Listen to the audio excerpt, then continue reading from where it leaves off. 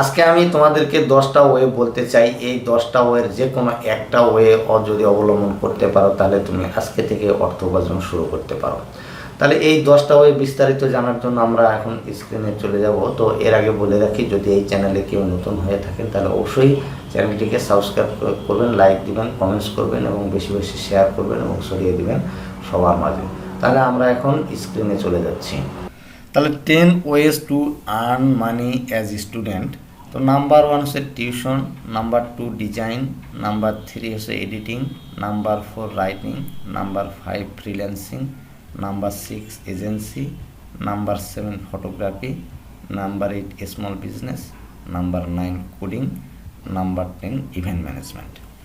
তো এই 10টি বিষয় আমরা এখন বিস্তারিত ডিসকাস করব।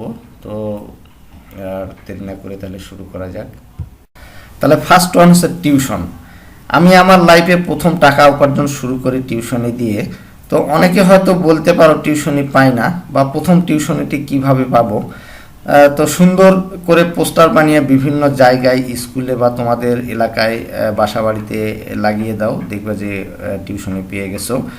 সো আজকে থেকেই একটা ওয়ে অবলম্বন করে তোমরা অর্থ উপার্জন শুরু করতে পারো। Number 2 design. ভালো ডিজাইনের কাজ জানলে প্রচুর ডিজাইনের কাজ পাওয়া যায়। প্রচুর জায়গা থেকে মানুষ ডিজাইনার খুঁজছে। তোমরা যদি ভালো ডিজাইন করতে পারো, প্রতিটি ডিজাইনের বদলে তোমরা আস্তে আস্তে অর্থ উপার্জন শুরু করতে পারো। সো এটাও খুব একটা ভালো ওয়ে অর্থ উপার্জনের। থার্ড হচ্ছে এডিটিং।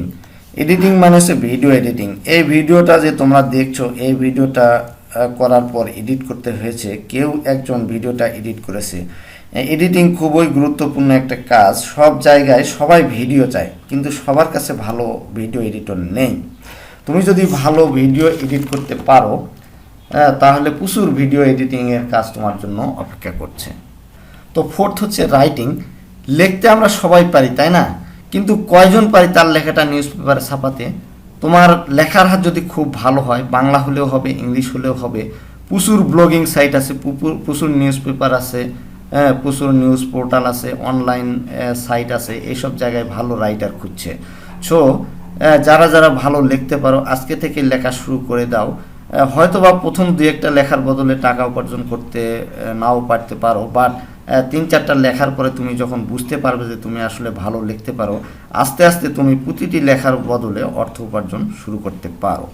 তো ফিফথ হচ্ছে ফ্রিল্যান্সিং। ফ্রিল্যান্সিং মানে হচ্ছে কোনো একটা বাইরের কাজ তুমি ফ্রিল্যান্সার হিসাবে করে দিচ্ছ। বাইরের মানুষের কোনো ডিজাইন দরকার বা কোনো অ্যাসাইনমেন্ট করে দেওয়া দরকার, বাংলাদেশে বসে ইউএসএ, ইউরোপ বা যে কোনো কান্ট্রি এর কারো অ্যাসাইনমেন্ট করে দিলে এগুলোকে বলে ফ্রিল্যান্সিং।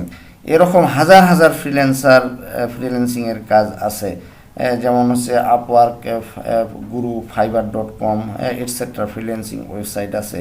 এইসব ওয়েবসাইটে গেলে প্রচুর কাজ পাবে এবং ফ্রিল্যান্সিং করে খুব সহজে ভাগ্যের পরিবর্তন আনতে পারবে এবং টাকা উপার্জন করতে পারবে।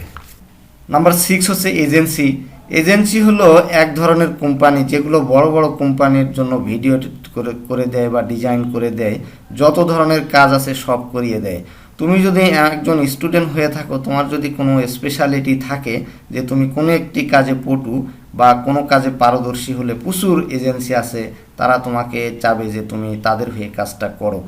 তুমি যদি কোনো কাজে পারদর্শী হও, যে কোনো একটা এজেন্সিতে ঢুকে পড়ো, দেখবা যে প্রচুর কাজ পেয়ে যাবে এবং প্রচুর অর্থ উপার্জন করছো। নাম্বার 7 হচ্ছে ফটোগ্রাফি।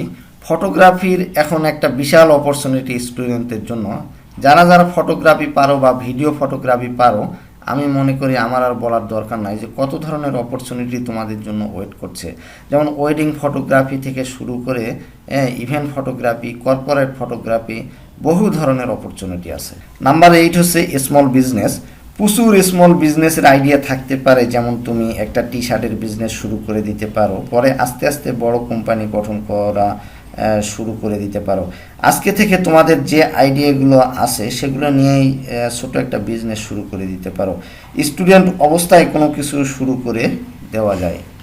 নাম্বার 9 হচ্ছে কোডিং। এখন আইসিটির যুগ, আইসিটির জোয়ার হয়ে যাচ্ছে। যদি তুমি ভালো কোডিং পারো, তুমি একটা অ্যাপ ডেভেলপ করতে পারো, তুমি একটা ওয়েবসাইট ডেভেলপ করতে পারো, বা তুমি একটা বড় কোম্পানির জন্য সফটওয়্যার বানিয়ে ফেলতে পারো। প্রচুর কোম্পানি আছে যাদের সবারই একটা করে ওয়েবসাইট দরকার, সবার একটা করে অ্যাপ দরকার। জাস্ট চিন্তা করে দেখো কতগুলো অপরচুনিটি তোমাদের জন্য ওয়েট করছে। লাস্ট হচ্ছে ইভেন্ট ম্যানেজমেন্ট।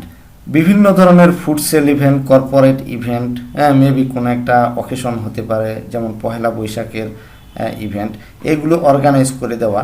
তুমি যদি কোনো ক্লাবের হয়ে কাজ করে থাকো, তোমার মনে হয় তোমার অর্গানাইজিং স্কিল আছে, আজকে থেকে তুমি একটা ইভেন্ট ম্যানেজমেন্ট ফার্মের হয়ে কাজ শুরু করে দিতে পারো, অথবা নিজে একটা ইভেন্ট ম্যানেজমেন্ট ফার্ম খুলে ফেলতে পারো। সো এই 10টা উপায়ের যে কোনো একটা উপায়ে যদি তুমি অবলম্বন করো, স্টুডেন্ট অবস্থায়, জেএসসি, এইচএসসি ইউনিভার্সিটি স্টুডেন্ট, তুমি কোথায় আসো ডাজ নট ম্যাটার, এই 10টা ওয়ের যে কোনো একটা উপায় তুমি যদি আজকে থেকে শুরু করতে পারো, তাহলে টাকা উপার্জন শুরু করতে পারো এবং ইন্ডিপেন্ডেন্ট হইতে পারো। দেখবে যে তোমার লাইফটা অনেক সুন্দর এবং কন্ট্রোল হয়েছে, আরও বেটার হয়েছে। তো দর্শক, তাহলে স্টুডেন্ট অবস্থায় কিভাবে 10টা ওয়ে অবলম্বন করে অর্থ উপার্জন করা যায় এবং ইন্ডিপেন্ডেন্ট হওয়া যায়, স্বাবলম্বী হওয়া যায়, তো এই বিষয়ে আমি বিস্তারিত ডিসকাস করেছি। তো আমার ভিডিওটি যদি ভালো লাগে তাহলে অবশ্যই ভিডিওটিকে চ্যানেলটিকে সাবস্ক্রাইব করবেন, লাইক দিবেন, কমেন্টস করবেন এবং বেশি বেশি শেয়ার করবেন। তো আজ এই পর্যন্ত।